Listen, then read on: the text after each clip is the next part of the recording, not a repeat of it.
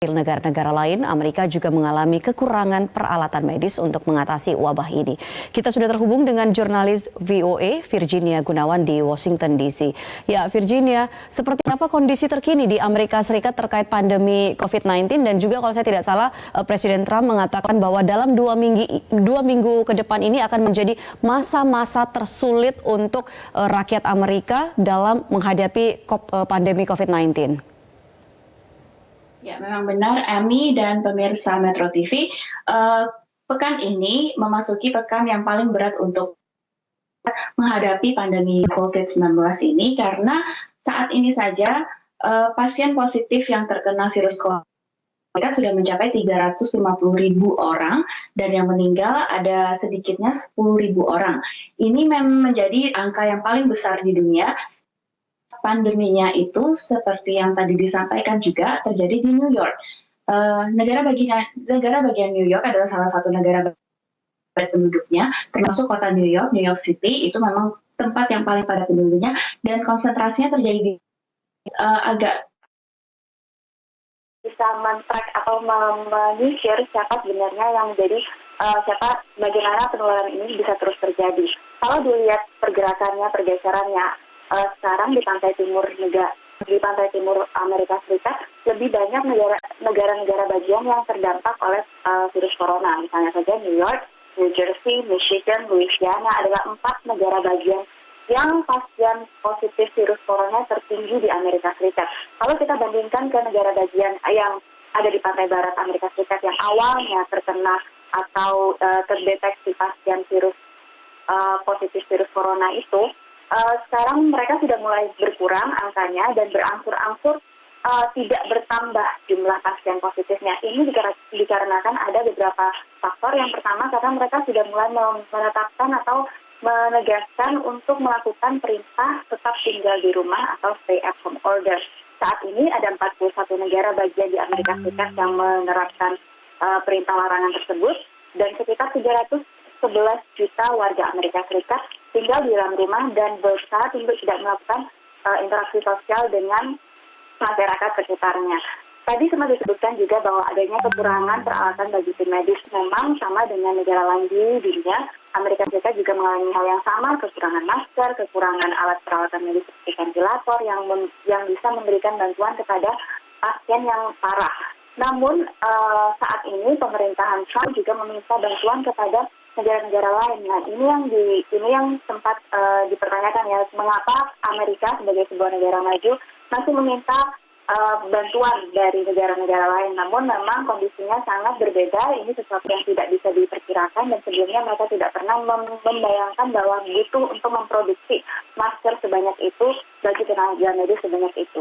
Saat ini juga beberapa fasilitas atau alat-alat yang biasanya tidak digunakan untuk peralatan medis seperti kontainer pendingin pun digunakan sebagai kamar jenazah atau tempat menaruh jenazah bagi pasien yang meninggal akibat COVID-19. Amin.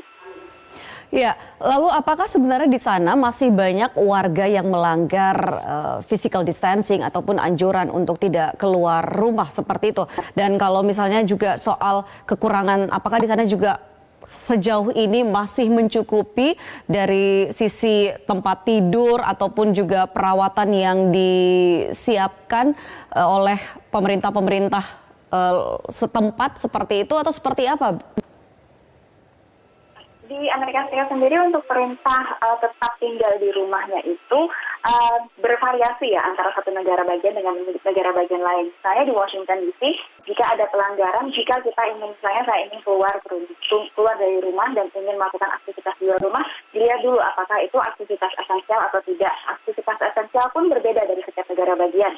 Misalnya saja bertugas sebagai petugas medis atau sebagai wartawan itu masih bisa melakukan kegiatan di luar rumah. Pelanggaran yang dilakukan, penalti yang diberikan kalau di Washington DC bisa mencapai $5.000 Amerika Serikat, itu cukup besar. Lalu untuk penanganan setiap negara bagian memang berbeda antara satu negara bagian dengan negara bagian yang lain. Terutama karena peak atau puncak dari pandemi di setiap negara bagian itu berbeda-beda. Satu, karena konsentrasi penduduknya yang berbeda antara satu negara bagian dengan yang lain. Lalu juga arus keluar masuk warga negara Amerika Serikat atau warga yang tinggal di daerah tersebut itu memang sangat berbeda-beda.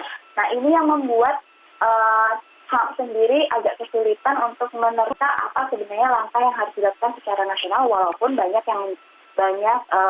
ahli atau pengamat yang menyatakan bahwa ini saatnya Presiden Trump memberikan perintah yang tegas untuk menetapkan stay at home order secara nasional atau perintah tetap tinggal di rumah secara nasional dan skala nasional, supaya negara-negara bagian lain yang belum melakukan perintah tersebut bisa segera melakukan perintah tersebut dan mengurangi perpindahan antara warga dari satu negara bagian lain ke negara bagian yang lain. Amin. Ya. Lantas apa sebenarnya yang masih menahan kenapa Presiden Trump dengan situasi yang seperti saat ini, kita tahu juga kota-kota seperti New York ini menjadi salah satu pusat penyebaran dan relatif cenderung lebih ketat. Bahkan Gubernur Andrew Cuomo juga mengatakan bahwa mereka pun ventilatornya itu hanya cukup untuk beberapa hari ke depan. Nah, lantas apalagi yang menahan kenapa Presiden Trump tidak segera menetapkan status darurat ataupun juga ada perintah lebih lanjut lah untuk terkait dengan perintah untuk stay at home? Salah satu faktor paling utama adalah ekonomi. Tentunya kita juga mengetahui itu dan di dunia polemiknya juga seperti itu. Saya yakin di Indonesia juga mengalami hal yang sama. Apakah melakukan stay at home order atau lockdown atau pembatasan wilayah tertentu atau tetap menjalankan ekonomi seperti biasa atau melakukan membuka toko seperti biasa atau melakukan bisnis seperti biasa. Nah, ini yang menjadi pertimbangan yang paling besar untuk pemerintahan Trump saat ini.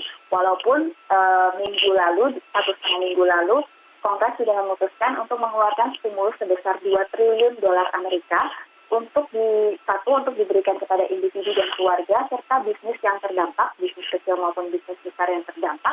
Namun tampaknya ini masih belum bisa memperkuat argumen bahwa akan memberikan sebuah assurance atau keyakinan kepada masyarakat bahwa ekonomi Amerika akan baik-baik saja. Memang tidak akan menuju sampai ke titik yang sama seperti sebelum pandemi corona ini terjadi. Namun itu salah satu kekhawatiran Presiden Trump bahwa ekonomi yang selama ini dia gadang-gadangkan sebagai salah satu janjinya untuk berkampanye untuk periode tahun depan, periode kepresidenan yang ke depan, malah ketika dihadapkan pada pandemi corona ini, memang angka penganggurannya berlipat ganda, lalu pasar sahamnya juga meluncur tajam, dan ini benar-benar sangat membuat Presiden Trump berpikir berulang-ulang kali sebelum akhirnya mungkin entah ia akan mengeluarkan perintah stay at home order secara nasional ataupun tidak, kita tidak tahu. Tapi salah satu faktor yang paling membuat pemerintahan Trump saat ini berpikir keras adalah faktor ekonomi di Amerika Serikat. Iya, baik. Memang ini dilema antara kesehatan dan juga ekonomi tidak hanya dialami oleh Amerika Serikat, hampir seluruh negara di dunia seperti itu. Terima kasih Virginia Gunawan dari Washington DC. Dan pemirsa, kami akan segera kembali dengan sejumlah informasi lainnya, tetap di Metro Pagi Prime Time.